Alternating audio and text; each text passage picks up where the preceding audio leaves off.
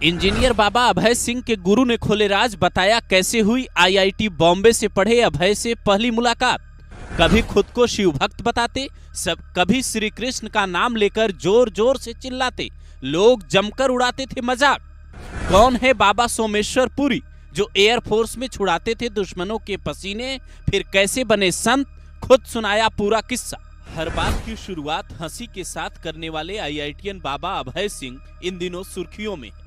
उनके चेहरे की मुस्कान किसी को डरावनी लगती है तो कोई इसे अघोर विद्या का असर बताता है। ऐसे में ये जानना जरूरी हो जाता है कि आखिर इनके गुरु कौन हैं। तो पहले उनसे आपको मिलवाते हैं, फिर बताते हैं अभय सिंह जिस अखाड़े से जुड़े हैं उसके साधु संतों ने कैसे मुगलों की हालत खराब कर दी थी। आईआईटीएन बाबा के गुरु कौन? आईआईटी बॉम्बे से पढ़े बाबा अभय के गुरु का नाम है सोमेश्वर पुरी महाराज, जो हैदराबाद के रहने वाले हैं। इंडियन एयरफोर्स में जब नौकरी लगी तो दुश्मन देशों की एरियल फोटोग्राफी करते थे, आसमान से तस्वीरें लेते। हालांकि इसके बारे में बाबा ज्यादा नहीं बताते, पर उसके बाद बैंक में नौकरी की और फिर एक दिन संत बन गए, जहां इनकी कई विद्वानों से मुलाकात हुई। बाबा अंग्रेजी के बड़े जानकार रहे हैं, इसलिए बातचीत के दौरान बीच बीच में अंग्रेजी भी बोल पड़ते हैं। तस्वीरों में जो इनके पीछे बैठे बाबा दिख रहे हैं, यही इनके गुरु हैं, जिनका नाम इस उम्र में भी सोमेश्वर पुरी बड़े ही सम्मान के साथ लेते हैं। यही हाल अभय सिंह का भी है, जिनके चेहरे पर गुरु का नाम आते ही उन्हें वो दिन याद आ जाते हैं जब काशी की गलियों में यूं ही भटकते रहते थे। सोमेश्वर पुरी बताते हैं, अभय सिंह से पहली मुलाकात काशी में हुई। तब अभय को न अपने कपड़े का होश रहता था, न खुद की जिंदगी का। वो कभी चिल्लाते हुए खुद को भगवान शिव का भक्त बताते, तो कभी कहते भगवान श्री कृष्ण का भक्त हूँ। कई लोग तो वहां उन्हें पागल समझ लेते और सामान उठाकर भाग जाते थे। इसी बीच एक दिन अभय उनके पास खुद आए और कहा, महाराज जी आपसे कुछ जानना चाहता हूँ। जिसके बारे में सोमेश्वर पुरी कहते हैं, मैं तभी समझ गया था वो रॉकेट की तरह है, उसे बांध कर रखना ठीक नहीं है।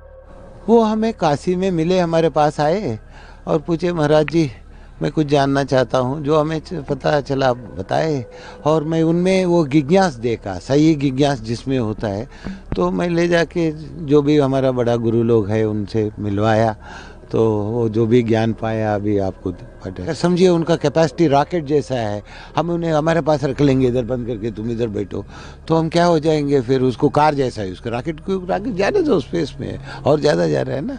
आज भी जो बाबा अभय सिंह की बातें सुन रहा है, उनका हिंदी अंग्रेजी और अध्यात्म पर पकड़ देख रहा है, वो साफ यही कह रहा है, सनातन धर्म को ऐसे योद्धाओं की जरूरत है जो देश दुनिया में सनातन का झंडा बुलंद करे।